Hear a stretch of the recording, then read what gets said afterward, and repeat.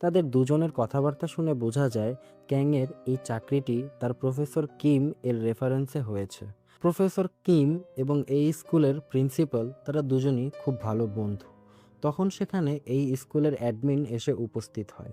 সে আসলে প্রিন্সিপালের ছোট ভাই এবং তারা দুজনই যমজ। অ্যাডমিন এই স্কুলের কাজ করার নিয়মকানুন বোঝানোর জন্য ক্যাংকে তার সাথে নিয়ে আসে। সে ক্যাংকে বলে, চাকরিটা পেতে হলে তোমাকে 5 লাখ কোরিয়ান ইয়েন অর্থাৎ বাংলা টাকায় 5 লক্ষ টাকা ঘুষ দিতে হবে। ক্যাংয়ের এই চাকরিটা ভীষণ প্রয়োজন, তাই সে তার মার কাছে ফোন করে বিষয়টি খুলে বললে তার মাও তাকে বলে টেনশন না করতে, টাকার ব্যবস্থা হয়ে যাবে।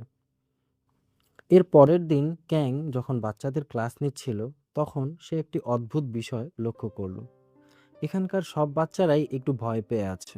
অন্যদিকে মিং নামের একটা ছেলে, যে কিনা আজকের অ্যাসাইনমেন্টও করেনি এবং তার চেহারাতেও ক্ষতের অনেক দাগ। ক্লাস শেষ করে ক্যাং স্কুলের সিনিয়র টিচার পার্কের সাথে এই বিষয়টি নিয়ে কথা বলে। তখন পার্ক তাকে বলে যে মিংয়ের ছোট ভাই কিছুদিন আগেই ট্রেন অ্যাক্সিডেন্টে মারা গিয়েছে, যার কারণে মিং মানসিকভাবে একটু ভেঙে পড়েছে।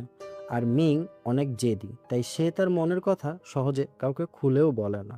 স্কুল থেকে বের হওয়ার সময় ক্যাংয়ের মা ক্যাংকে ফোন করে বলে টাকার ব্যবস্থা হয়ে গেছে। তখন আমরা আরও জানতে পারি ক্যাংয়ের একটা ছোট মেয়ে আছে।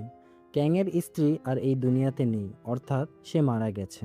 ক্যাংয়ের মেয়ে তার মায়ের সাথেই থাকে। আর ঠিক তখনই ক্যাংয়ের কানে একটি বাচ্চার চিৎকারের শব্দ আসে। ক্যাং সেখানে যেয়ে বুঝতে পারে এই শব্দটি লেডিস টয়লেটের ভিতর থেকে আসতে।